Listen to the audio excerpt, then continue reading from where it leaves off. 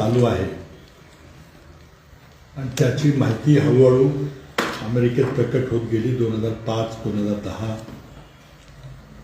आणि त्या घटनेचा सूत्रधार जेफ्री एप्स्टीन नावाचा जो एक मोठा धनाढ्य उद्योगपती होता, त्याचा आत्महत्या किंवा खून झाला ऑगस्ट 2019 मध्ये. त्यापूर्वी अनेक बालिकांनी, अल्पवयीन मुलींनी त्याच्या विरुद्ध फौजदारी गुन्हे दाखल केले होते की त्यानं काही ना काही आमिष दाखवून त्या मुलींचं लैंगिक शोषण केलं आणि उच्चपदस्थ बड्या बड्या धेंडांना त्यांचा देह विक्रय केला. हा खटला अमेरिकेत बऱ्याच दिवसापासून चालू आहे आणि या जेफ्री एप्स्टीन नावाच्या माणसाचा मृत्यू झाला अमेरिकेच्या हाय सिक्युरिटी प्रिझनमध्ये, न्यूयॉर्कमध्ये. आता त्यानं गळफास लावून आत्महत्या केली का त्याचा खून केला बड्या लोकांनी की तो काही बोलू नये म्हणून, त्याचं अजूनही स्पष्ट उत्तर काही अमेरिकेत आलेलं नाही. पुढं हे प्रकरण इतकं तापलं की दोन्ही पक्षांच्या खासदारांना हे प्रकरण दडपणं अशक्य पार झालं, कारण त्यांच्या मतदारसंघातील मतदारांनी त्यांना सांगितलं की आम्ही सगळं काही खपवून घेऊ, पण हे आम्ही खपवून घेणार नाही. आणि तुम्ही जर हे प्रकरण दडपायचा प्रयत्न केला राष्ट्रपती ट्रम्प यांना वाचवण्याकरता, तर पुढच्या निवडणुकीमध्ये तुमची काही धडगड नाही, आम्ही तुम्हाला काही मदत करणार नाही.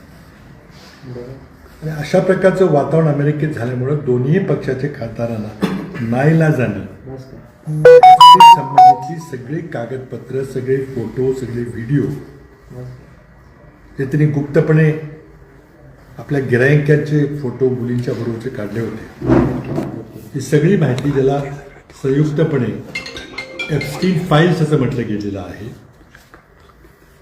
हा जवळजवळ 30 वर्षाचा डेटा आहे. ईमेल्स आहेत, पत्र आहेत, फोटोग्राफ्स आहेत, व्हिडिओ रेकॉर्डिंग आहे, ऑडिओ रेकॉर्डिंग आहे. हे प्रचंड मोठं हे इलेक्ट्रॉनिकचे पुरावा इथं आहे. तो सर्व पुरावा एप्स्टीन यांच्या विरोधात जे खटले चालले होते त्या खटल्यामध्ये प्रस्तुत करण्यात आला. आणि तो सर्व पुरावा आता अमेरिकेच्या कायदा मंत्रालयाकडं, त्याला ॲटॉर्नी जनरल म्हणतात, त्यांच्याकडं आहे. आता ॲटॉर्नी जनरल हे राष्ट्रपती ट्रम्प यांच्या अधिकाराखाली काम करतात. आणि ज्या बाई अटॉर्नी जनरल आहेत पॅम बॉन्डी नावाच्या, त्यांना राष्ट्रपती ट्रम्प यांनी 6 महिन्यापूर्वी कायदा मंत्री म्हणून नियुक्त केलेलं आहे. त्यांच्या ताब्यात ही सगळी कागदपत्र आहेत. जनतेच्या दबावामुळं अमेरिकन संसद, ज्याला US काँग्रेस म्हणतात, तर US काँग्रेसच्या दोन्ही सभागृहांनी जवळजवळ एकमताने ह्या सगळ्या एप्स्टीनचा पुरावा, एप्स्टीन फाईल्स प्रकाशित कराव्यात असा कायदा पास केला. नुसतं कोर्टाला सांगून हे कागदपत्र द्या असे नुसतं लेखी मागणी नव्हती ती, तर तो अमेरिकन संसदेने US काँग्रेसने पारित केलेला कायदा होता, ज्यावर प्रेसिडेंट ट्रम्प यांना स्वाक्षरी करावी लागली. आणि आज तो अमेरिकेचा कायदा आहे. त्या कायद्याचं नाव आहे एप्स्टीन फाईल्स ट्रान्सपरन्सी ॲक्ट. हा कायदा 19 नोव्हेंबरला अस्तित्वात आला. आणि त्या कायद्यामध्ये एक महत्त्वाचं कलम आहे की पुढच्या 30 दिवसाच्या आत सर्व कागदपत्र खुले गेले पाहिजेत. आणि हा इलेक्ट्रॉनिक डेटा असल्यामुळं तो सर्चेबल आणि मशीन रिडेबल पाहिजे. म्हणजे अमेरिकेच्या सामान्य नागरिकाला देखील हा 300 GB किंवा त्याच्यापेक्षा जास्त डेटा आहे, तो डेटा उपलब्ध व्हावा. आता अमेरिकन कायदा असल्यामुळे तो कायद्याचं उल्लंघन करणं हे सरकारला शक्य नाही आहे. म्हणून काल 19 डिसेंबरला 30 दिवस पूर्ण होण्यापूर्वी मोठ्या प्रमाणात माहिती रिलीज करण्यात आली. अगदी संध्याकाळपर्यंत बरीचशी माहिती आलेली आहे. आता ती माहिती शोधणं, त्याला सर्च करणं, कोणाकोणाची नावं आहेत काय, हे काम आहे. ज्याला अनेक दिवस, अनेक आठवडे लागू शकतात. आणि ही फक्त पार्शल माहिती आलेली आहे. आणि अमेरिकन ॲटर्नी जनरलच्या ऑफिसने सांगितलं की आम्हाला ही माहिती सर्व माहिती खुली करायला काही आठवडे लागतील. आणि सबंध माहिती बाहेर यायला ज्यामध्ये प्रेसिडेंट ट्रम्प यांचे स्वतःचे अनेक फोटोग्राफ्स व्हिडिओ आहेत, त्यामुळे ते फोटो थोडं मागं ठेवण्याचा किंवा दाबण्याचा प्रयत्न होण्याची शक्यता आहे. आणि ज्या खासदारांनी हे विधेयक मांडलं त्यामध्ये भारतीय वंशाचे रो खन्ना नावाचे खासदार आहेत. त्यांनी आता जी मुलाखत दिलेली आहे की आम्ही पाहतोय काय काय मिळालेलं आहे ते, पण आमचं समाधान होईल असं मला वाटत नाही. अमेरिकन सरकारकडून प्रेसिडेंट ट्रम्प यांच्याकडून माहिती लपवायचा प्रयत्न होतो. तर जो माहिती जी आपल्यासमोर आलेली आहे त्यामध्ये ईमेल्समध्ये काही उल्लेख भारतीयांचे आहेत. मी आपल्याला सांगितलं होतं की आजीबाजी खासदार आहेत, त्याप्रमाणे पेट्रोलियम मंत्री हरदीप पुरी यांचं नाव एका ईमेलमध्ये आहे. आणखी एका ईमेलमध्ये एक अमेरिकेतला एक मोठा अधिकारी जो ट्रम्प यांचा सल्लागार होता, स्टीव्ह बॅनन नावाचा, विनंती करतो की मला भारताच्या पंतप्रधानांना भेटायचं. एप्स्टीनकडून उत्तर येतं की मी प्रयत्न करतो की तुमची काम होईल का. नंतर काही दिवसांनी पुन्हा अशी ईमेल येते की मोदी ऑन बोर्ड, म्हणजे मोदी भेटायला तयार आहेत. तर मोदींचं आणि एप्स्टीनचं काय नातं आहे की जो एप्स्टीन मोदींची कोणाशी अपॉइंटमेंट घडवू शकतो, याचं उत्तर सरकारकडून मिळावं लागेल. त्याचबरोबर एक माजी खासदार आणि मोठे उद्योगपती अनिल अंबानी यांचंही नाव आहे. आणि एक अमेरिकेत राहणारे आरोग्यविषयक एक बडी व्यक्ती आहेत, त्यांचंही नाव भारतीय मुलाचे भारतीय वंशाचे व्यक्ती आहेत, त्यांचंही नाव आहे. पण अजून फोटोग्राफ्स वगैरे काही कॉम्प्रोमाइजिंग फोटोग्राफ्स असे काही पुढं अजून आलेले आहेत किंवा अजून सापडलेले आहेत. त्याचे आज रात्रभर तिथल्या अमेरिकन मीडियाकडून शोध चाललेला आहे, भारतात देखील शोध चालला आहे, कारण ती माहिती सर्वांना उपलब्ध आहे, तुम्हालाही ती माहिती उपलब्ध आहे. त्याकरता अमेरिकन सरकारने एक वेगळी वेबसाईट तयार केलेली आहे, एप्स्टीन फाईल्स ट्रान्सपरन्सी ॲक्ट म्हणून. त्या वेबसाईटमध्ये जाऊन आपल्याला वेगवेगळे तिथं वेबसाईट आहेत. त्यामध्ये एक वेबसाईट एप्स्टीनची आत्महत्या झाली त्यावेळेचं CCTV फुटेज आहे, त्यावेळेचं सगळे पोलीस यंत्रणा काय करत होती याची जी माहिती आहे. नंतर आत्तापर्यंत जे 2 खटले चालले त्या खटलेमध्ये काय काय पुरावा दिला गेला, त्या महिलांची साक्ष आहे. तर प्रचंड मोठं अशी सामुग्री म्हटलं डिजिटल सामुग्रीही उपलब्ध करून दिलेली आहे. आता त्याचं विश्लेषण करायला काही काळ लागेल, परंतु जगातले सर्व पत्रकार, आंतरराष्ट्रीय सर्व पत्रकार ही माहिती कालपासून शोधायला लागलेली आहे. ते लवकरच त्याचे आपल्याला समजेल असं विश्लेषण काही दिवसामध्ये येईल.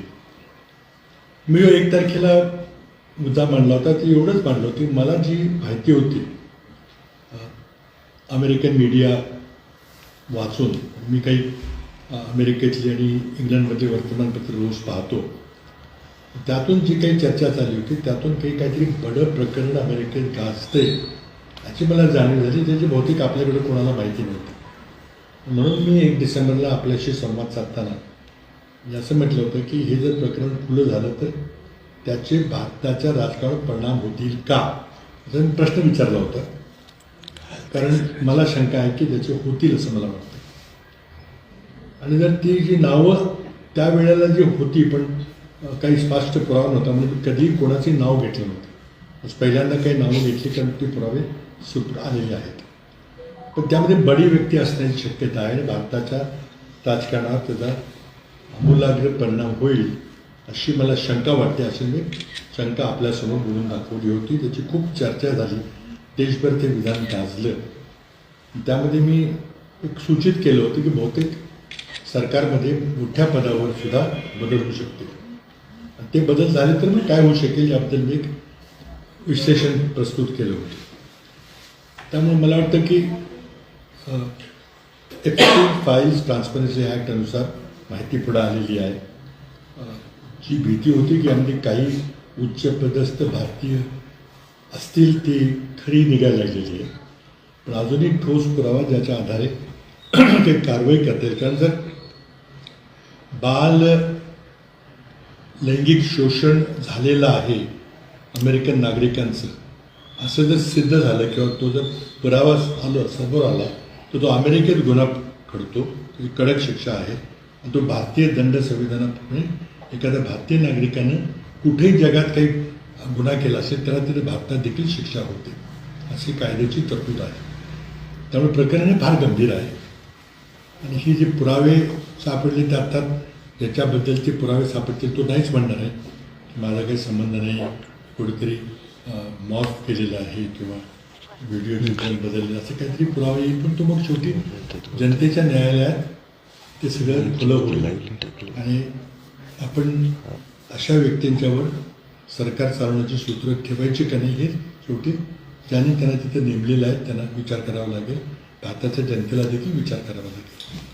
तर आत्ताची सध्या परिस्थिती एवढीच आहे की एप्स्टीन फाईल्स पार्शली खुल्या केल्या गेलेल्या आहेत. अजून खुल्या व्हायला काही आठवडे लागतील असं सरकारचं मत आहे. तिथं कदाचित सरकार आणि राष्ट्रपती यांच्यामध्ये संघर्षाला सुरुवात झालेली आहे. कारण खासदारांचं म्हणणं आहे की बहुतेक राष्ट्रपती त्यांचं स्वतःचं नाव त्यामध्ये आहे म्हणून ही माहिती लपवायचा प्रयत्न करतील जे अमेरिकेच्या कायद्याचं उल्लंघन असेल.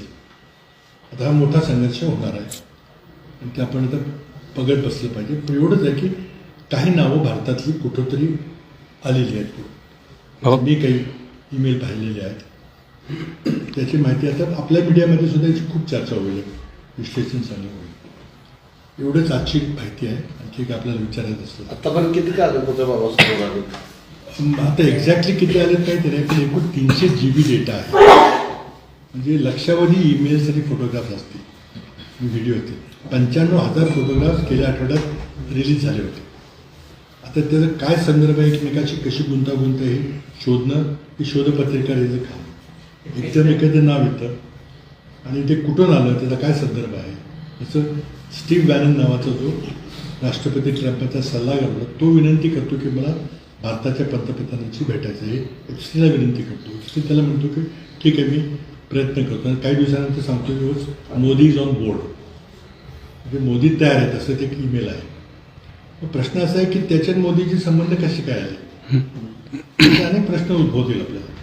आता अगदी पूर्वी जे भारताचे न्यूयॉर्कमध्ये ॲम्बॅसेडर होते त्यांचं नाव अनेक वेळेला आलेलं आहे. 5-6 वेळेला त्याचे भेटीगाठी झाल्या असं काहीतरी लेख आलेलं आहे. मी काही सगळे कागदपत्र तपासले नाही कारण 300 GB डेटा आहे.